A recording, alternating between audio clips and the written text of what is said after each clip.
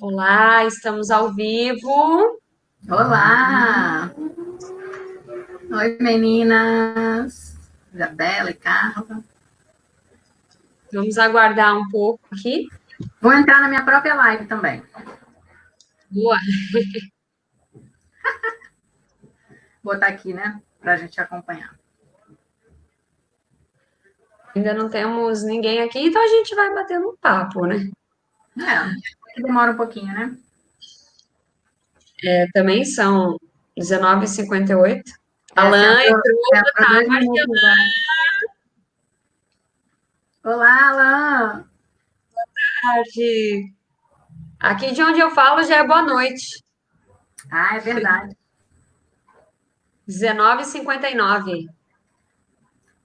Isabela, Sim, a luz, essa bolinha na tela tá muito forte para mim, tá para vocês? tá um pouco forte. Vocês acham que eu tiro ou não? É o sol, ele já já vai sair também, né? Então tudo bem, né, gente? Acho que não tem problema. Carlinda! Olha lá, Carla. Ai, tá bom, Karina. Carla com os brincões, né? Sim. Boa, olha, como ainda não são 20, não vou iniciar. Vou esperar aí 22 minutos, pode ser? Dois Para a gente minutinhos, ter aí uns 2 minutinhos tá ótimo. de espera e depois começar para que essa live seja mesmo produtiva. Tá, Então, quem for ok. chegando, olha, vai dando um oi aqui no nosso chat. Temos Sônia Arts aqui. Sônia, a gente acabou de falar de você, Sônia. Olha aqui. Sônia, você vai estar nessa live também. Ali, ó. Não, aqui, cadê? Ah lá, Sônia. Uhul. Que bom que ela tá aí, gente. Ela é uma pessoa incrível. Tem um trabalho lindo. Tem gente chegando, ó, já tem 8 pessoas. E, Nós entramos bem pontuais para sim. poder oferecer o melhor daí do nosso tempo, para que a gente possa aproveitar ao máximo isso tudo, esse bate-papo. Então, se vocês já tiverem alguma pergunta sem antes ouvirem o bate-papo, vocês se preparem que vai ter muita coisa boa para a gente Uhum. conversar. Estamos animadas aqui. Sol em Portugal, tá muito sol em Portugal. Olha, eu acho que não dá para vocês verem. Não, pera. Dá. Ali, muito claro, mas agora são 8 horas da noite. Hoje o pôr do sol está para 9 horas da noite. Estamos com 35 graus nesse momento, verão europeu. Ou seja, tá quente, tá muito quente. Só o ventilador aqui para aguentar. Tá ótimo. Maravilha. Tá igual o Rio de Janeiro. É, mas aqui tá mais friozinho, né? Inverno, né? Vamos lá, então. Boa tarde, Patrícia. Boa tarde. Boa, galera. Isso mesmo. Vem chegando. Literatura Acessível também está aqui conosco. Olha, que legal. Sim, já temos 12 pessoas, são 20 horas e 2 minutos. Eu acho que a gente pode começar. A gente pode dar início à nossa live. Eu vou me apresentar, vou fazer minha autodescrição e vou apresentar a nossa intérprete de Libras e também fazer a audiodescrição dela, seguido da nossa convidada de hoje, Karina Alves. Eu sou Isabela, eu estou usando um óculos vermelho com um lenço na cabeça de bolinhas, e uma camiseta preta. Estou com uma parede de fundo branca com prateleiras e personagens de desenhos. A nossa intérprete está com uma câmera preto e branco. Ela está com uma camisa preta também, com o cabelo amarrado e com 2 brincos grandes. Agora a nossa convidada vai se apresentar. Olá, meu nome é Karina Alves. Eu estou com os cabelos soltos, loiros, óculos verde, um óculos de grau verde, um vestido preto com bolinhas brancas, um colarzinho preto, um anel aqui, ó, no meu indicador da minha mão esquerda. Fundo branco, a parede tá branca no fundo, né? Tô sentada numa cadeira também preta, com um pedacinho de um quadro em preto e branco no fundo também. Perfeito. Sejam bem-vindos à nossa live. Hoje nós vamos falar sobre literatura acessível, multiformatos e multilinguismos. E eu queria apresentar para vocês essa querida, que é a Karina. Fiz aqui um resumo rápido dessa super mulher. Karina é doutoranda em educação pela Universidade Federal Rural do Rio de Janeiro, mestra em letras e ciências humanas pela Unigran Rio, psicóloga especializada em psicologia do esporte. Ela atua na coordenação de projetos de cooperação bilateral entre países europeus, principalmente na formação de professores, levando em conta o paradesporto e a literatura acessível. A Karina também é docente do ensino superior e trabalha com ênfase nos temas de literatura acessível, diversidade humana, inclusão, paradesporto, educação inclusiva.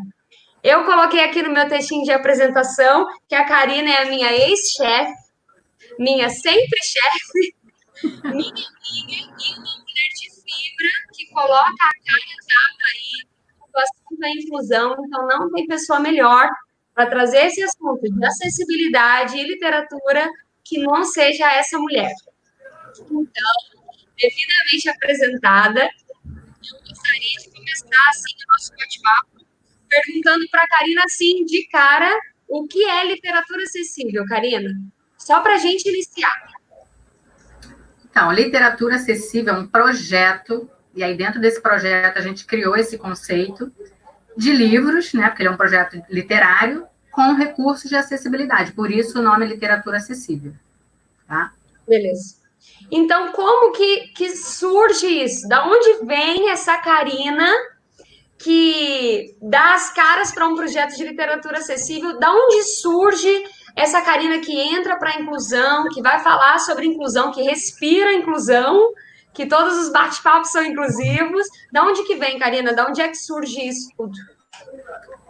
Em dois momentos. Um momento é quando eu conheço, ainda lá na minha graduação de psicologia, eu conheci o esporte. E aí eu conheci o esporte adaptado, que é o paradesporto, por isso a minha ligação, forte ligação com o esporte para pessoas com deficiência.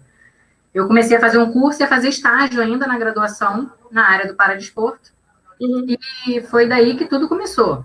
Né? Eu tenho pessoas com deficiência também na minha família, mas ainda não tinha despertado para mim essa questão da luta pela inclusão.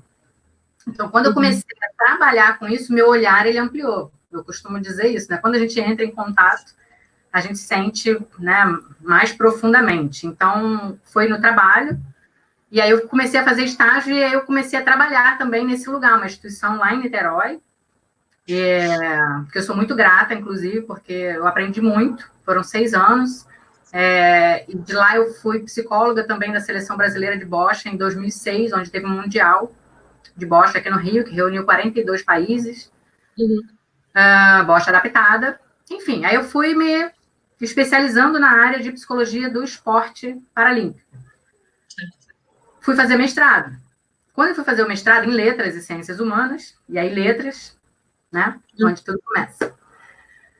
Tá, ok, fiz. Aí uma das professoras da banca, que é uma pessoa que tem um significado muito importante na minha vida, que é a professora Márcia Campeão, que você conhece também. Ela estava na minha banca de defesa, de dissertação de mestrado.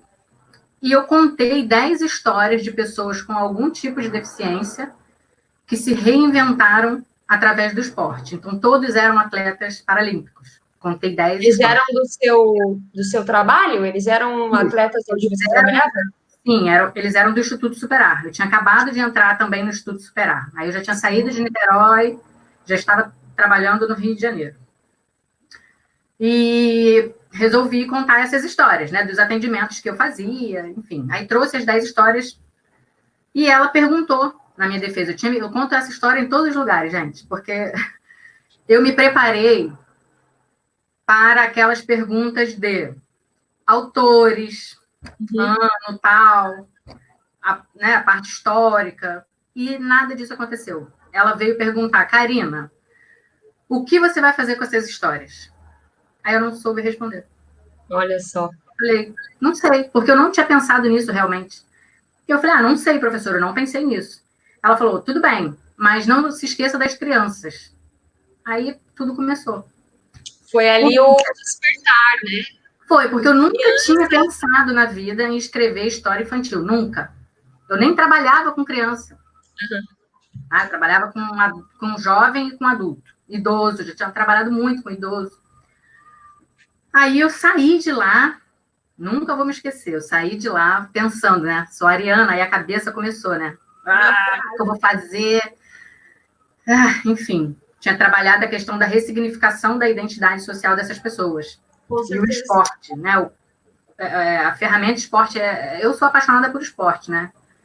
Sou psicóloga por, sei lá por quê. Então, sempre, dentro da psicologia, sempre trabalhei com o esporte junto.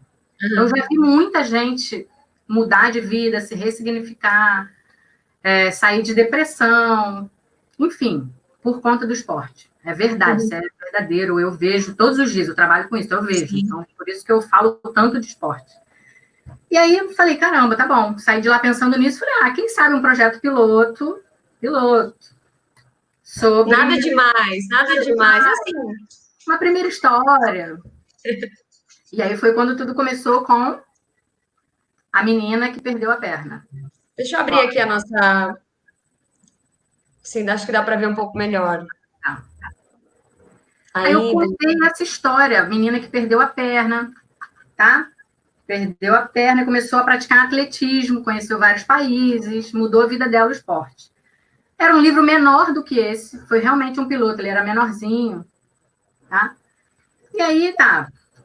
Aí foi em 2014. Você lançou esse livro, tem alguma história? O primeiro livro, assim, como é que foi? Algum parceiro já patrocinou o primeiro livro? Não, um parceiro, não, uma parceira. Foi a minha mãe. Quando a família também acredita, já é o caminho, né? Minha mãe foi a grande incentivadora. Não, minha filha, porque, assim, tô rindo, mas é caro, né? A gente vai falar de acessibilidade. Acessibilidade é um recurso caro. Lançar livro é caro também no Brasil. Também não é acessível assim, né? Não é nem um pouco acessível. E aí eu tive essa dificuldade quando eu esbarrei com a parte do recurso financeiro. Falei, e agora, como é que eu vou fazer? E aí minha mãe, vendo toda aquela minha vontade, falou, não, eu te ajudo. E ela que fez a primeira tiragem dos mil primeiros livros. Nossa! E aí eu lancei lá na Livraria da Travessa, foi um domingo, choveu horrores, eu achei que ninguém fosse aparecer e lotou. Tá? Foi lindo. Eu fiz bala de coco, nunca vou esquecer, então todo mundo ficou, nossa, ainda bem que tem bala, porque choveu tanto, tá chovendo tanto. Tinha aquelas balinhas para adoçar a galera e tal. Ok, foi lindo, mas ali eu falei, caramba, isso foi 2014 para 2015. E aí estava chegando, só se falava em ano olímpico, paralímpico, Rio 2016, que foi aqui, né? Sim. E aí as pessoas começaram a me perguntar, aí começou. Aí eu comecei para a escola, contar história, né? Enfim, aí uma coisa vai puxando a outra. Só que muita gente começou a falar assim, você não tem um livro novo para lançar na Rio 2016? Aí eu falei, não tenho. Mas aí a minha cabeça já começou, né? Tem que ter. E foi quando surgiu a história do menino que escrevia com os pés. Sim. Aí aqui, em 2016, 15 para 16, né? Porque eu lancei em 16, mas um ano de trabalho, né? Aí aqui foi quando surgiu a ideia de, caramba, tem que ser acessível. Como é que vai ser? Em todos os sentidos, né? Ele tem que alcançar públicos maiores e se a gente está falando de acessibilidade, para que ser acessível para um público e não para outros, né? Como é que... E aí, por exemplo, eu já tinha estudado, eu falei muito sobre a lei de acessibilidade ao longo do meu estudo de mestrado. Então, isso também sempre foi muito forte em mim, que é a questão da lei 10.048, 10.098, e depois vem a Convenção Internacional dos Direitos da Pessoa com Deficiência, no artigo 9, fala sobre educação, no 24 fala sobre... Não, 9 fala sobre acessibilidade, 24 sobre educação e 30 sobre os direitos da pessoa com deficiência nos espaços culturais, no acesso à cultura. E aí eu falei, caramba, não tem como fazer literatura sem pensar em literatura acessível, sem pensar em marco legal, cumprimento de lei, né? Porque senão fica contraditório. Por Sim, mais sim. que na própria narrativa dos livros tenha a história, ela já é por si só inclusiva, vamos dizer assim, entre aspas, muitas aspas, porque todas as histórias contam uma história de um personagem que tem algum tipo Sim, de o deficiência. contexto ali da história é inclusivo, mas você fazer uma história inclusiva não significa que as pessoas vão estar incluídas para lerem e acessarem aquele conteúdo, né, daquele livro.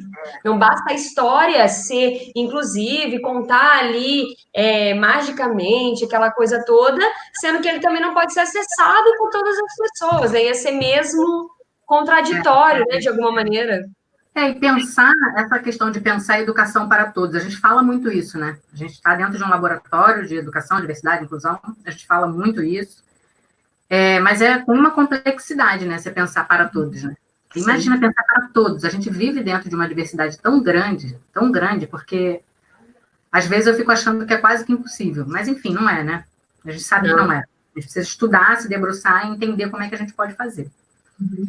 Enfim, aí eu, nesse ano aí, de 2015 para 2016, com os Jogos Paralímpicos, eu fui para um congresso em Portugal, foi quando eu conheci o CRID, fui lá num congresso. Cheguei lá dentro da biblioteca, vi assim, bem grande, Biblioteca José Saramago. Falei, gente, meu livro tem que entrar nesse lugar. Aí eu entrei na biblioteca. Aí fui e falei com a recepcionista, com quem eu posso falar? Eu tenho um livro. E eu com o livro de do Ousadia. primeiro. Aí ela, nossa, que legal e tal. Eu falei, então, como que eu faço para deixar meu livro aqui? Assim, eu bati na porta, né? Aí ela ligou, nunca mais esqueci. Um dia eu ainda quero encontrar essa mulher. Ela pegou o telefone, assim, da mesa dela, e ligou para Célia Souza. Não sei se ela está assistindo. Ah, Célia! Célia Ei, está aí Célia! fazendo.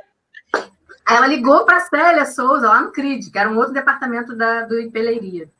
E a Célia, muito receptiva, falou, não, ela pode vir aqui agora que eu atendo ela. E eu lembro que eu peguei um comboio, né? É comboio, Sim, né? oi, gente, estou falando de Portugal, hein? Para quem não sabe, eu estou aqui em Portugal nesse momento, então também posso fazer esse multilinguismo neste momento de palavras diferentes entre Ótimo. Brasil e Portugal. E aí fui lá. Célia até acabou de dizer, estou aqui. Célia me recebeu. Foi quando eu conheci o CRID, que é esse centro de recursos de inclusão digital.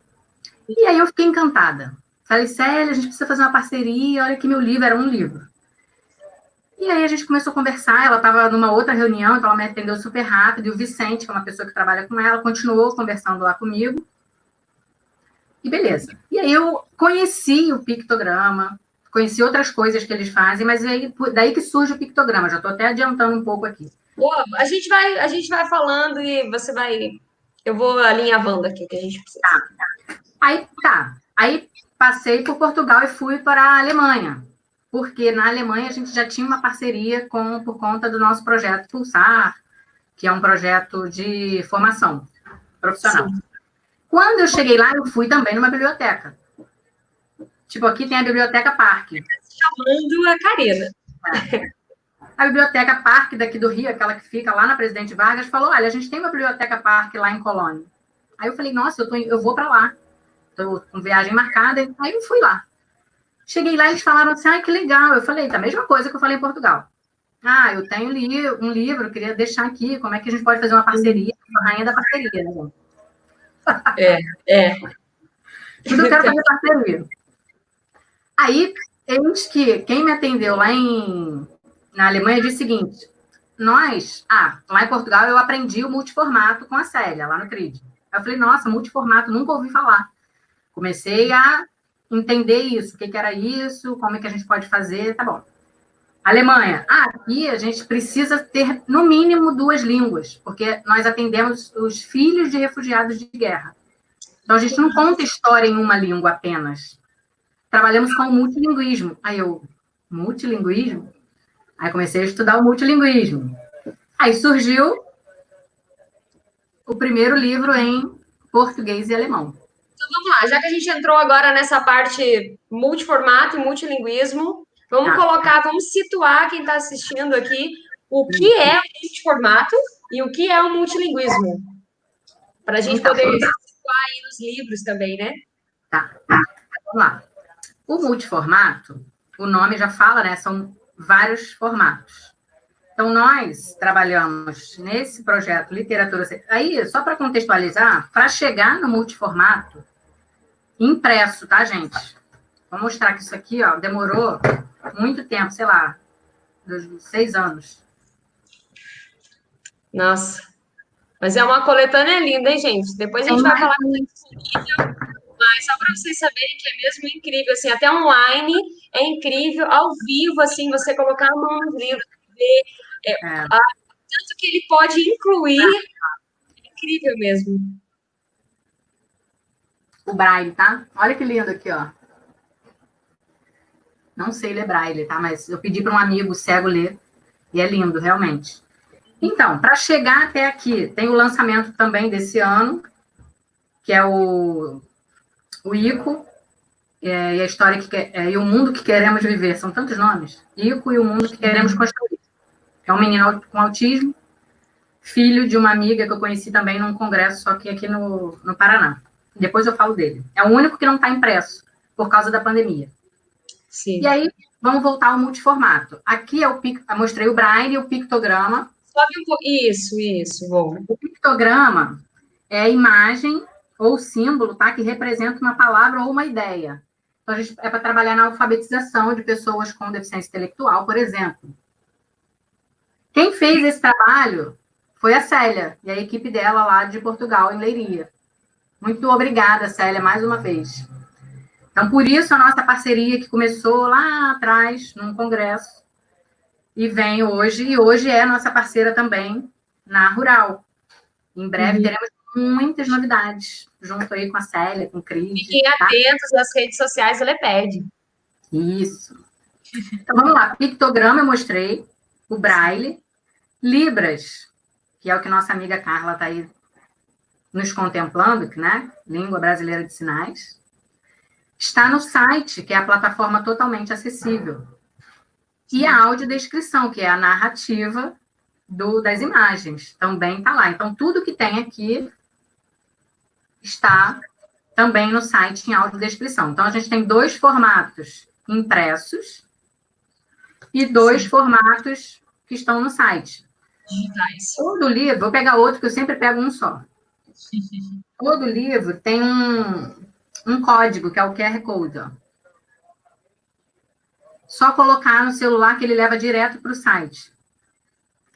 Então, esse site, Isabela, eu acho que vale a gente falar aqui também, que aí sempre pensando, porque o que acontece? Toda hora eu descubro que tem mais um tipo de acessibilidade, mais um recurso que eu posso colocar, que eu posso contemplar, tá? E aí, o que eu pensei? Se a gente vai ter um site, esse site também precisa ser acessível. Por que adianta ter um site para a pessoa acessar um material em Libras ou audiodescrição se ela não vai conseguir navegar no site? Exatamente. E aí eu penso que a inclusão é mesmo isso, né? Você de fato tem que pensar no todo. A gente não pode pensar ali na árvore e pensar um galho dela. A gente precisa pensar em todos os galhos para que a gente consiga ver a árvore, ver aquela copa, enfim, fazendo uma analogia assim muito básica. A gente não pode ver só um bracinho, só um galho, né? Precisa entender todos eles para que se possa ter de fato aquele acesso. Que é o que é o que a gente fala dos livros, né? Não adianta as histórias serem no imaginário essa questão da inclusão, sendo que quem vai ler o livro, como vai acessar esse livro, né? Como que vai ler esse livro, enfim. Depois que eu conheci o Alan... Eu coloquei aqui no nosso bate-papo, gente, o site Literatura Acessível. Para quem quiser ver, olha, eu joguei aqui o link, não sei se apareceu para vocês, mas para vocês depois darem uma navegada no site, tá bem? E aí, Isabela, voltando, quando eu conheci o Alan, né, que hoje é meu orientador na Rural, tá aí com a gente, Alan Damasceno, querido, eu conheci a Adorno, e aí eu faço uma analogia, por exemplo, quando a Adorno fala da barbárie, com a exclusão. Então, se a ideia é a gente buscar, né, esse afastamento cada vez mais da barbárie, então eu comecei a pensar, caramba, pensar a exclusão como uma forma de barbárie, eu tenho que me afastar cada vez mais dela. Então, como pensar de forma que tudo que eu faço, pensando nas pessoas com deficiência, né, e nesses princípios inclusivos, como pensar de maneira que eu também consiga fazer com que essa educação tá? Seja emancipadora. Né? Que essa pessoa também se sinta emancipada pelos recursos que eu estou oferecendo. O que adianta eu ir lá, lançar livro também e não pensar no público da pessoa com deficiência, né? Na inclusão. Que não é só a pessoa com deficiência, que a gente já viu isso aqui também quando a gente começou a trabalhar com multiformato. Por exemplo, quando a gente pensa na audiodescrição, ela também é para o público de idoso, para quem tem dislexia. Então, quando a gente pensa, né, nessa ideia de para todos, né, que é para atender a diversidade humana, então a gente vai cada vez mais ampliando o nosso olhar. Com certeza. Então, multiformato e multilinguismo, ok? O multilinguismo, eu acho que ficou faltando aí qualquer coisa. Ah, você falou, né? Que foram as duas línguas. É um livro em português e alemão. Ele também está na Alemanha, esse. Aí, o que acontece? Ah, mas como que eu consegui chegar hoje com esse trabalho, com todos os livros impressos? É um material lindíssimo. Nós paramos em março, já com passagens compradas, a gente teve que parar, porque o que acontece? Esse projeto ele acabou indo para a Lei Rouanet, que é uma outra história de parceria, mas vou pincelar rapidamente. Não seria possível fazer sem parceiros, fazer sem recurso. E eu trabalho com recurso público. Então, é através de recurso público, só que com parceiros privados. Por isso, a parceria público-privada. Eu tenho que falar aqui também das minhas parceiras, que é a Mari Meira e a Elise Matos, do último livro. Tá? Depois eu falo um pouco mais delas. Então, foi através da Lei Rouanet que eu consegui fazer a impressão de 5.000 livros. A gente vai rodar 15 capitais do Brasil, fazendo uma distribuição gratuita para escolas públicas. Incrível. E contar histórias. Aí entra a Sônia Arte, porque aí na hora de contar a história, a gente falou, caramba, alguém me perguntou, mas qual o cenário? Aí o cenário? Que cenário? Sou eu no livro. Aí falaram, não, Karina, tem que ter um cenário. Aí eu falei, tá bom. Enfim, aí comecei a pensar em cenário. Aí vieram as bonecas. Essa é a menina que tinha um cromossomo a mais, ó. E aí cada livro agora tem um boneco, né? Que são os bonecos acessíveis, ó. Tem aqui a Rosinha. Cadê? Já chegaram a contar histórias com os bonecos nas escolas? Isso chegou a dar tempo? Não. Tanto é, ó, a Rosinha. Tanto é que eu não consegui pegar todos os bonecos com a Sônia por causa da pandemia. Tá tudo lá na casa da Sônia. Por isso que eu só mostrei duas bonecas. Mas você já contou histórias nas escolas? Esses livros já passearam? Desde 2014 que eu venho contando histórias. E, Karina, como é que é, então, já entrando nesse assunto da contação de histórias, né? Como é que é essa recepção por parte da escola, por parte dos alunos? Você já sofreu aí alguma coisa pela história do livro, ser de pessoas com deficiência, de alguma maneira, algum receio, algum preconceito? Talvez, eu não sei se seria isso, mas por conta das histórias, porque quando isso está assim, eu não sei, eu penso, no imaginário do livro ali, as pessoas talvez pensem, mas uma história de... Eu não sei, uma coisa fora. Posso contar aqui. Só falando aqui, tem uma pessoa perguntando cadê o Ico, que é a Elizabeth Provenzano. Elizabeth, o Ico, ele é o único livro que ainda não está impresso, mas a gente tem ele no e-book, que aí já a gente vai falar dessa história dos e-books, que isso tudo surgiu por conta da pandemia. Respondendo a Isabela, quando eu entro na escola, é mágico, porque aí foi quando eu comecei a trabalhar com criança e a ter contato com o mundo infantil. E eu falei, caramba, é um mundo lúdico, eu tenho muito material. Eu lembro que quando eu fui para minha... defender lá, né, na minha entrada no doutorado, eu levei um monte de coisa, uma bolsa cheia de cartolina, bilhete, porque as crianças produzem muita coisa. Então, assim, tem escola que fala, tá bom, Karina, quero muito que você venha aqui contar a história, mas você pode me mandar o livro que a gente vai trabalhar esse tema uma semana antes. Tá bom. Tem escola que não faz isso. Fala, tá bom, a gente vai marcar um café literário. Aí você vem e conta a história e conversa. Aí faz roda de conversa com as crianças. Então, tem de tudo. Então, já contei para bebê até 12 anos, 13 anos. Crianças de todas as idades. Sendo que as histórias, o que acontece? Por exemplo, tem duas histórias que tem acidente no meio.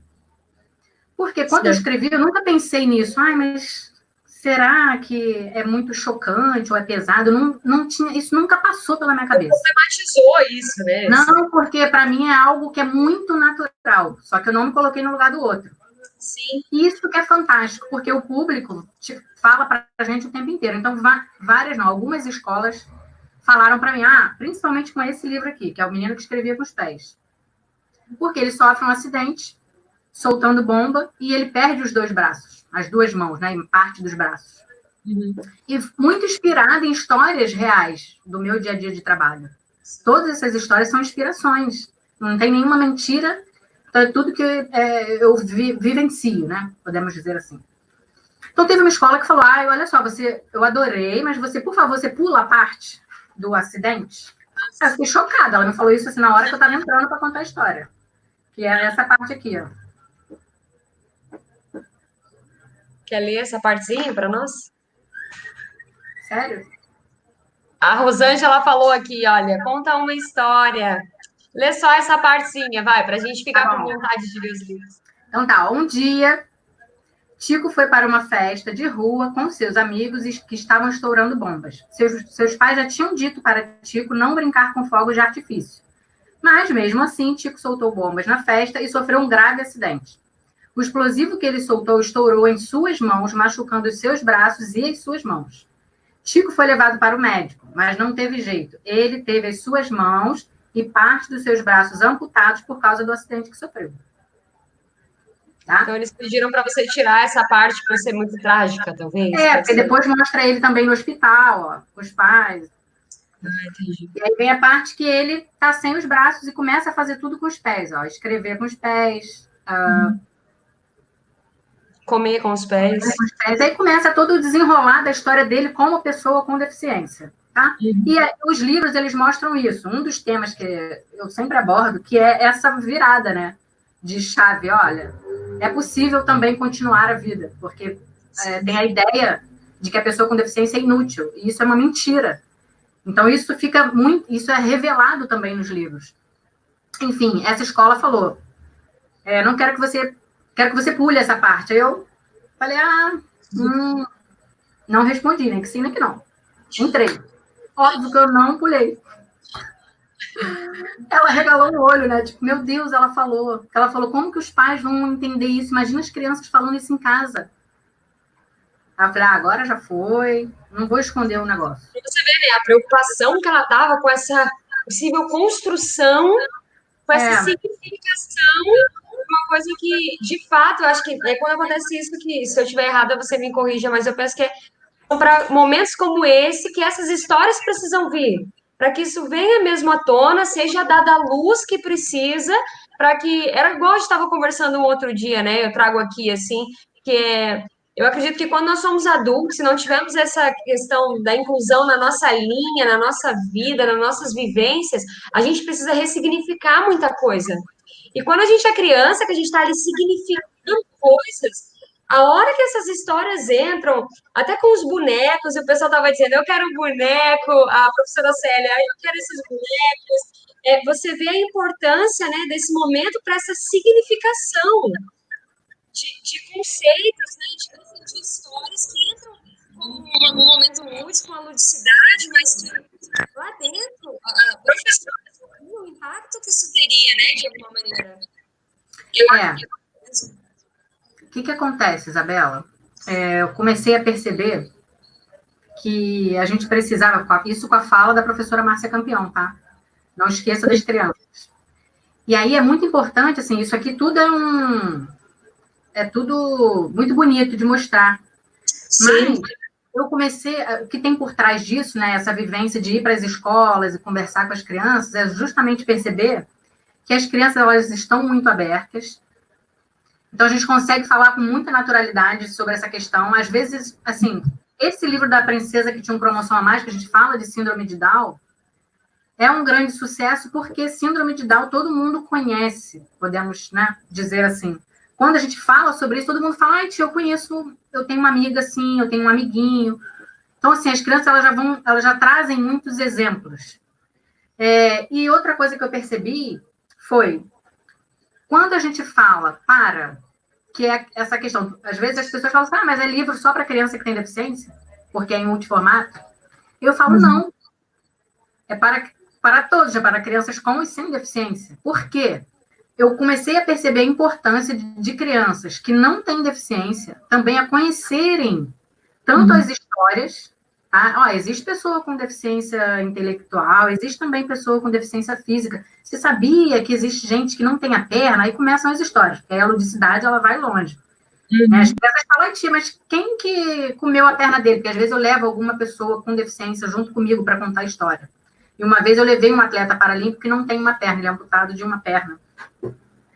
E aí as crianças perguntaram se era o jacaré que tinha comido a perna dele, por exemplo. Aí ele falou, foi o jacaré e tal. Mas a importância, por exemplo, da criança conhecer esse universo da pessoa com deficiência e também saber que existe material em braille, para que é. Existe livro, para que é. Teve uma vez que eu contei a história colocando vídeo de um dos livros em libras. A gente soltou o vídeo e deixou. Entendeu? Sim. Para ver também qual a reação das crianças. E aí começa, né? Mas o que é isso? Né?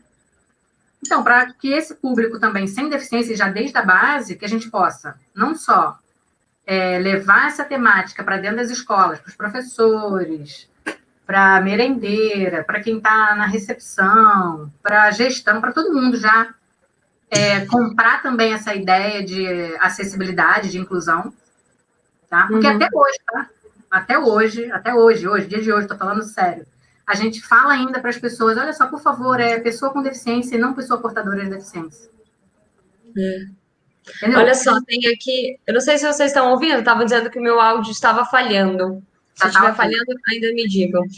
A professora Célia colocou aqui uma coisa muito bacana. Os bonecos são excelentes para as crianças cegas. Eles têm a oportunidade de conhecer verdadeiramente os personagens. É verdade, né? Tem toda a questão tátil, né? Sim, Legal. o relevo. Através dos livros multiformatos, as crianças têm contato com outras formas de comunicação, que é o que você colocou, né? Elas conhecem outras maneiras de se comunicar e que outras crianças se comunicam de uma maneira diferente da delas e tá tudo bem, todo mundo se comunica, né? Sim, gente, o pictograma é fantástico para a criança, nem eu conhecia. E quando eu comecei a entender o pictograma, a gente tem um curso sobre isso aí com a Célia, mais aprofundado, mas é fantástico, não precisa ter deficiência, não. É uma possibilidade gigante de aprendizagem através de desenhos, sabe? Olha que lindo. É um contato com outras formas de comunicação, como a Célia está falando. Muito, muito, muito bacana. Então, olha, tenho aqui uma outra pergunta, que é assim, agora na época da pandemia, vocês pensaram em alguma coisa para continuar, por exemplo, essa contação de histórias que vocês faziam nas escolas, para além da plataforma, por exemplo? Então, pensamos. O que acontece, né? Quando a pandemia chegou em março, e a gente estava com um bloco na rua, assim, para distribuir os livros, tanto é que eu tive que alugar um container para guardar os livros, porque são muitas caixas. Aí eu falei, caramba, material lindo, e a gente, né, não sabe quando que a gente vai poder usar, mas tudo bem. Aí tá, março, abril, e aí a gente começou a pensar, tem toda uma equipe junto, né? Não faço nada sozinha, então tem, além das autoras, né, tem equipe de produção, enfim, muita gente por trás, tá? Não faço nada sozinha, a gente tem muitos parceiros também. Vale ressaltar que, além de patrocínio, a gente também tem parceria, então, muitos parceiros que a gente faz contrapartida, e eu vou ter que ir para vários lugares, por exemplo, contar história, porque quem fez, por exemplo, quem foi para estúdio fazer todo o nosso material de Libras foi o pessoal, a equipe do Senac, tá? Então, gratidão aí. E vários outros, temos, né, não dá para falar tudo, né, mas Fundação Dorina, que eu não conhecia, lá em São Paulo, fui conhecer, porque a gente falou, caramba, a gente precisa colocar o material em braille. Lá eu descobri vários outros tipos de acessibilidade. Olha eu já só. estou de olho, assim, para poder ver como é que a gente pode viabilizar. Mas você tinha perguntado o quê? Você perguntou alguma coisa. Sobre a pandemia, o que vocês pensaram? De alguma maneira para continuar, por exemplo, a contação de histórias, enfim. Isso, aí a gente, foi quando veio a história dos e-books, tá? Então a gente pensou em duas coisas. Como que a gente disponibiliza o livro de forma gratuita e online? Então surgiu a ideia dos e-books, a gente começou a produzir. E a contação de história, que a gente falou, também não adianta só distribuir, né? Já que a gente pensou como se fosse um formato presencial, só que online. Ah, a gente vai entregar um material e também vai contar a história. Aí a gente vai fazer isso online. Os e-books a gente já soltou, então eles estão rodando aí Brasil e outros países também, fora do Brasil. Várias parcerias com prefeituras, inclusive a Alessandra, acho que ela está aqui, né? Lá de Mangaratiba, a gente fechou, a gente assinou o termo ontem, para eles receberem também. E os vídeos das contações de história online, essa semana eu fiquei sabendo hoje, porque isso demorou pra caramba pra gente conseguir soltar, porque imagina, em pandemia, todo mundo em casa, aí aciona a contadora de história, porque não sou eu que tô fazendo. Uma pessoa para gravar, o marido começou a gravá-la. E aí vai fazer edição, aí a empresa começa a fazer edição, aí logo de quem tem que entrar, aí autorização do Ministério da Cidadania, Secretaria Especial de Cultura, porque tudo tem que ser aprovado por eles e autorizado. Enfim, Mangaratiba presente aí. Então, assim, aí essa semana, eu fiquei sabendo hoje que está liberado. Então, essa semana a gente vai soltar são 4 vídeos contando a história dos 4 livros. Aí, respondendo também lá a Elizabeth, que falou aqui, Provenzano, né? O Ico, o que acontece? Estava marcado o lançamento do livro do Ico para março, dia 25 de março, acho que 25, num congresso internacional de autismo lá em Curitiba. E foi cancelado, óbvio. Então, não teve lançamento. Na realidade, a gente soltou o livro sem lançamento. A gente pensou em fazer um lançamento online. A gente falou, o mais importante, na realidade, nesse momento de pandemia, é que as pessoas possam receber, as famílias possam receber, as crianças possam receber em suas casas, as escolas possam receber. E aí a gente estava soltando o livro sem lançamento mesmo. Então, não tem ele impresso. E nem tem a contação de história do Ico, que é o 5º livro. Mas já vai ter. Em breve, em breve. Olha, o Alan colocou uma coisa aqui muito bacana, que é o pictograma tem sido utilizado pelos hospitais para a comunicação de pacientes com Covid, aqueles com impedimento de oralizar. Nossa, eu não sabia. Muito legal. Sim. Tá. Aí a professora Célia ainda contribuiu dizendo que ela tem dados de crianças pequenas com 4 anos a dizerem que sabem ler o livro. Isso porque os pictogramas permitem que as crianças consigam entender a história. Gente, é mesmo fantástico. É fantástico. Porque o desenho, né? Aquela imagem da palavra. Então, a criança, ela se comunica muito mais rápido com o desenho do que com uma palavra. Nossa, ainda mais quando você coloca todo um trabalho lúdico, né? Colorido. É muito atrativo. E aguça ali, né? Os sentidos, a criança... Eu trabalhei muito tempo na bocha, né?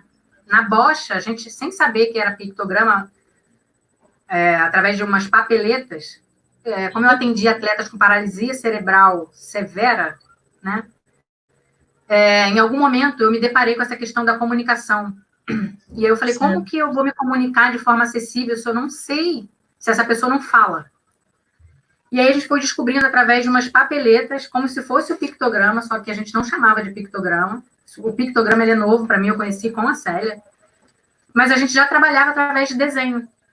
E juntando também as letras, sabe? Então, assim, é muito... É rica. Posso dizer que é um recurso muito rico.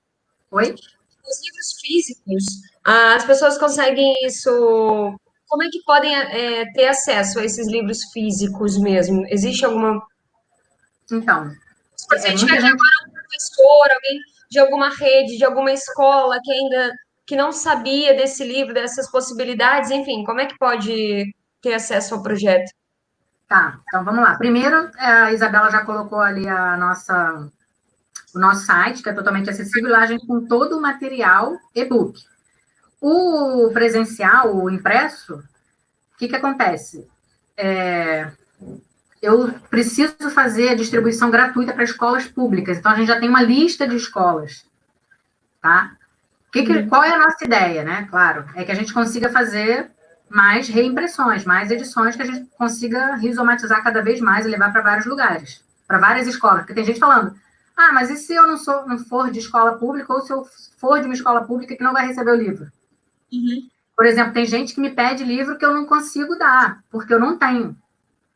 Sim. Entendeu? Então, eu tenho pouquíssimos, mas eu tenho pouquíssimos. Por exemplo, eu, Karina, tenho, sei lá, 2 coletâneas para eu guardar para mim. entendeu?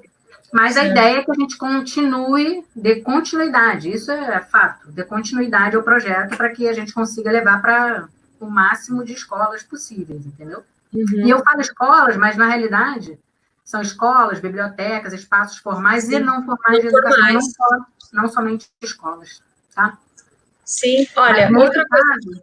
Só para explicar rapidinho, como é lei Rouanet, a gente precisa executar da maneira que está escrito, prestar contas para o governo federal, tem o TCU, né, que é o Tribunal de Contas da União, que revisa tudo. Então, eu só posso fazer o que está escrito. E o que está escrito é que eu vou distribuir para escolas públicas, nessas 15 capitais. Então, quando me perguntam, imagina eu ter que explicar isso tudo para uma pessoa. Eu já estou deixando aqui, ó, tá gravado, tá? Tá aí para vocês a dica. Karina, mas então, agora sim, são 45 minutos já de live, a gente não vai fechar agora, mas para a gente ir alinhavando assim para um final e conseguir entender como é que esses livros entram na pesquisa doutorado Karina. Como é que isso surge? Como é que isso... Qual é a relação aí? Conta pra gente. Ela tá falando umas coisas ali, hein, de... Enfim, aqui, os seus livros estão sendo utilizados pelos alunos do PIBID, da Federal de Juiz de Fora. O trabalho remoto. Olha, voando os livros, hein? Karina do Leped voando. Essa coisa do e-book, ó, foi para tudo que é canto. Várias universidades. Tem grupo de pesquisa do Ceará utilizando, fazendo audiolivro, leitura. Ó, tá uma maravilha. Mas vamos lá, para te responder. Você perguntou agora sobre... A pesquisa, o doutorado, a literatura. Então, na realidade, eu entrei para o doutorado falando muito de livros. O meu projeto inicial, ele era muito literatura acessível. Eu sou apaixonada por esse projeto. Ele é um dos projetos que eu desenvolvo. Mas eu sou apaixonada, claro, né? Super colorido, tenho todo um carinho. Eu estou muito envolvida nele, não só no desenvolvimento, na elaboração e na execução, né? Não só na elaboração, mas também na execução. Mas tudo bem, entrei no doutorado falando muito de literatura acessível e falando até dessa bilateralidade com Portugal. A minha ideia era aproximar mais a pesquisa entre Brasil e Portugal, enfim, as leis, as políticas educacionais, né, Brasil, Portugal.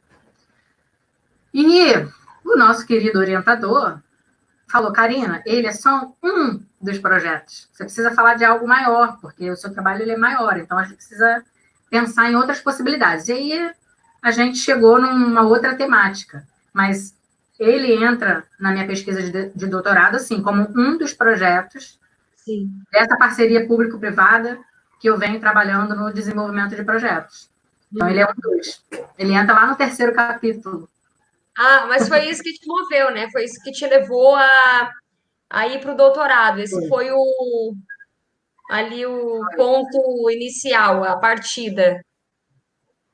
Foi. Ele como uma ferramenta, né, de inclusão e de pensar essa questão da inclusão, da acessibilidade da pessoa com deficiência dentro das escolas, porque o meu universo, por exemplo, o LEPED, né, quando eu conheci o LEPED, eu falei, caramba, é muita escola, porque, né, tem muita gente da pedagogia, muita gente, está todo mundo na escola. Eu falei, nossa, será que eu vou conseguir dialogar com esse laboratório, né, com esse professor, quando eu fui fazer disciplina lá com o Alan, que foi quando a gente se conheceu. Esse laboratório é super inclusivo. Tem lugar para todo mundo. Entendendo isso, né, que era muito além da escola, o LEPED ele é muito além da escola, né, então eu falei, caramba, porque eu trabalho, até então meu braço ele era muito esportivo, né, minha vida era esporte, tanto é que quando eu começo a falar de cultura, educação e cultura, também é contando histórias de esporte. Se a gente abrir aqui, todos os livros têm a pessoa praticando esporte, todos, ó. Correndo, nadando, paracanoagem. Também é um reflexo das suas vivências, né? Eu entendo que essas histórias são reflexos daquilo que você vivenciou em toda a sua vida, assim, né? Olha, no reflexo, conseguimos ver bem o Braille, quando você coloca ele na luz, de fato a gente consegue visualizar bem o Braille no livro. E aí, sempre, por exemplo, o Boto Paracanoagem foi um dos, não dos primeiros, mas assim, foi um dos projetos que eu já trabalhei hoje, foi com paracanoagem. sabe? Foi fantástico, foi uma experiência incrível, linda, que eu falei, caramba, eu tenho que falar disso. A natação é uma modalidade que eu trabalho até hoje. Desde Sim. que eu entrei no paradesporto em 2004, até hoje eu trabalho com natação. A natação, ela é uma modalidade que ela recebe, ela agrega muito a pessoa com deficiência, a criança e o jovem principalmente, que está em fase de desenvolvimento, tem problema respiratório, precisa se desenvolver o corpo. E aí, só que o que acontece? Não é só o corpo. A gente vê na prática que não é só o corpo, que é o psicológico, o cognitivo, a interação social. Então, é um mundo a se desenvolver. E a água, porque ela não tem impacto, né? Acho que o Patrick estava aí, não sei se tem mais você, né? Educadora física, a água.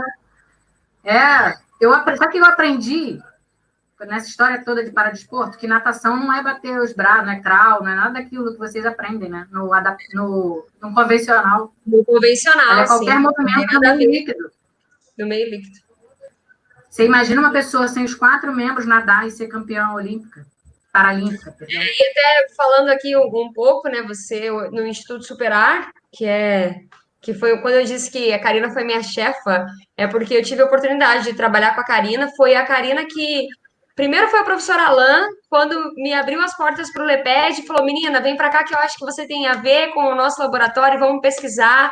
E aí a Karina me abriu portas para trabalhar no Instituto Superar com paradesporto. E eu acho que isso também é muito a sua cara, porque de fato é o que você vive todos os dias, né?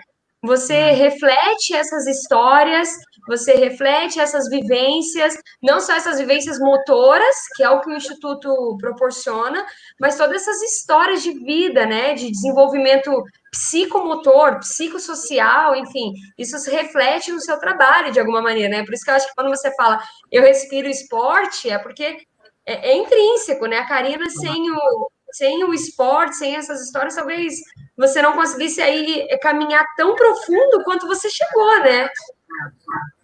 Minha vivência, né? Como pessoa e como profissional, tem o esporte atravessado, então não tem como. É a minha identidade mesmo. Karina, esporte, cultura, inclusão, é o que me define mesmo, sabe? E você falou várias vezes, né, sobre o nosso trabalho no Superar, foi muito bom trabalhar com você, aproveito até para te agradecer aqui. E dizer que só não está trabalhando, nós não estamos trabalhando juntas ainda, né? Ou novamente, quem sabe, né? Porque você está aí, eu estou aqui, né? Sim, sim. Porque Mas, foi olha, uma dor quando ela falou assim, eu estou indo para Portugal. Eu falei, não acredito. Não acredito. Porque a gente já tinha vários outros projetos para fazer, né?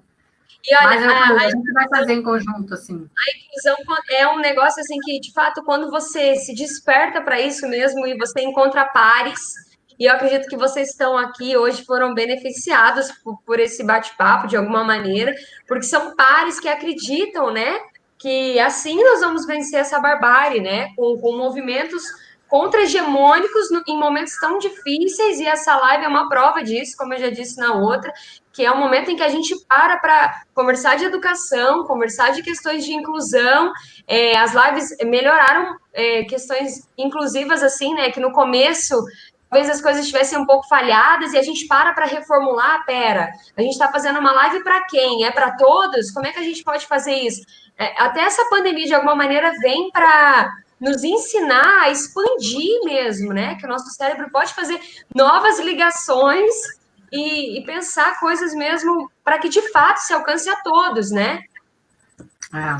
Com certeza, acho que assim como eu contei a história aqui dos livros, né, tem muito a ver com a história das lives também, né, que é isso que você falou. Antes a gente fazia, por exemplo, a gente começou a fazer live no Instagram. Sim. E aí a gente descobriu que é o lugar que tem menos acessibilidade entre Facebook, Instagram e YouTube. E aí a gente falou, não, então a gente precisa, né, ser mais acessível. Como é que a gente vai fazer isso? E aí a gente foi aprimorando. Então vai ser pelo YouTube, agora a gente vai ter a Carla e o William, que estão sempre com a gente, né, na parte de Libras. A gente vai fazer uma audiodescrição no início, é super importante. A gente está em busca aí de ter também a legenda descritiva, que logo, logo a gente vai conseguir online, né, para que tenha... A gente vai se aperfeiçoando, né? Olha, o Alan Exatamente. fez uma pergunta que eu ia deixar mesmo agora para o final aqui, que era: e os próximos lançamentos, Karina? Os próximos passos, assim, tem aí algum projeto futuro? Tem um monte. Só que eu não posso dar spoiler. Tem um monte. Então vocês fiquem ligados, que ela tem um Tem um monte. monte. Ó, vamos fazer o seguinte. Vamos falar de... Tem podcast Incluídos e Misturados, que é um projeto também que ele não era para pandemia, mas acabou que a gente lançou ele em março e foi super bacana, porque a gente faz de casa. Então, eu estou convidando várias pessoas da área da inclusão para falar, dialogar, um bate-papo, como se a gente estivesse tomando um café. Ontem eu conversei com o superintendente da Secretaria Estadual de Esporte, enfim, estou conversando com várias secretarias, vários parceiros públicos, privados, outras ONGs. Está sendo bem interessante, já bati papo com o Alan, já bati papo com Cláudia Werneck, com o professor José Pacheco, e tem mais gente vindo por aí. Então, esse é um canal que eu acho que é interessante deixar aí para a galera que Coloquei aqui quiser o ouvir nome. mais. Podcast, não, juntos não, incluídos e misturados. Vamos lá. Isso. Tá em E qual? projetos novos, seguir lá, né, as mídias. Você falou do Estudo Superar, mas na realidade a gente, em 2020, a gente está fazendo essa transição de superar para incluir, com uma proposta mais plural, tá? E mais educacional também, muito por conta do meu doutorado, por conta do Alan. O Alan tem me influenciado muito, não posso deixar de falar, influenciado positivamente, academicamente, na parte do estudo. Então, minha cabeça ela deu um giro, e a educação entrou forte também. Então, em breve, seremos apenas Instituto Incluir, mas eu vou contar isso também lá na minha defesa, na minha tese, estou contando tudo lá. Tem muitas tensões, tá? Mas tem muita coisa bacana também. E Instituto Incluir, no Instagram, no Facebook, e Literatura Acessível, são 2 páginas diferentes, tá? O Literatura Acessível é um projeto que tem uma carreira solo, então a gente tem site, Instagram, Facebook, mas é um dos projetos também do Instituto. Perfeito, perfeito. Se alguém tiver mais alguma pergunta, alguma contribuição, olha, a Célia falando, Karina, vamos escrever uma história a 4 mãos. Olha, eu já propus hoje uma história para a Karina, de usuária de artes rodas. Eu pensei, enquanto lia os livros, eu convido vocês a lerem os livros. Os livros são incríveis. Se tem alguma mãe aqui assistindo, que nesse momento de pandemia também tem seus filhos em casa, vocês podem acessar os livros e fazer o download. Eu vi pelo celular mesmo, foi muito simples, muito bacana. Eu acho que o que vocês fizeram foi de muito valor, assim, disponibilizar isso, porque tinha uma qualidade mesmo ímpar, assim, a qualidade, a definição, o próprio site para você navegar, enfim. A ideia do projeto, né, é democratizar mesmo as histórias. Então, assim, ele tem o título de literatura acessível e infantil, são livros paradidáticos, mas eu sempre digo, não tem idade, porque as histórias são super reais, sim, as histórias são para todas as idades e para todas as pessoas. Então, assim, às vezes eu me vejo conversando e lendo essa história, por exemplo, para adultos, idosos, sabe? Não só crianças. Porque, gente, inclusão não tem idade. Né? Falar de diversidade humana não tem idade. Então, não precisa ser criança. Óbvio que a ideia, né, genuína foi lá atrás, quando a Márcia Campião me provocou, para criança, porque na base a gente já vai construindo ali, né, uma sociedade que pensa a inclusão. Né? Mas os livros são para todas as idades. Tá? Boa. Olha, para fechar, então, o professor Alan colocou aqui, se você tem uma equipe de contato para contar as histórias na escola, como é que isso funciona? Qual é o seu contato, por exemplo, para você dar palestras e tudo, se quiser deixar aí para o pessoal também para informar. Vou ter que deixar aqui pelo celular, então, posso deixar. Pode Ou você colocar. quer colocar aí para mim? Eu consigo, eu vou colocar, tá? Através do Literatura Acessível.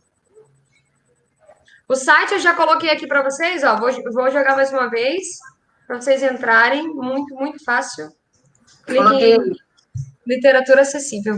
Qualquer mídia que vocês entrarem e deixarem um recado vai chegar até mim. Muitas das vezes eu também olho, então, tanto no Literatura Acessível quanto no Incluir, ou no próprio Leped, mas eu deixei o meu celular. Meu celular, ó. Olha só, confiança. É.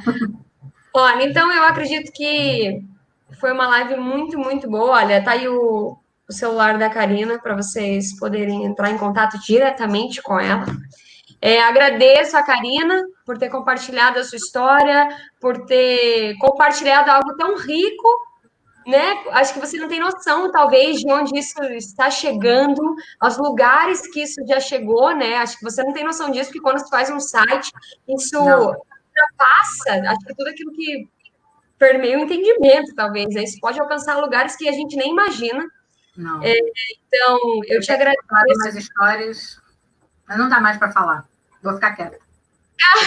Fica para uma outra live. Agradeço mesmo a você por ter aceitado o nosso convite, agradeço por você, em nome do LEPED, por ser uma pesquisadora do nosso laboratório e contribuir com a gente, com a sua vida, com a sua trajetória, com as suas histórias, ao professor Alain, que permitiu com que todos nós estivéssemos nesse laboratório, né, incluísse todo mundo com ideias diferentes, de lugares diferentes, enfim. Agradeço pela oportunidade de mediar essa live aqui de Portugal.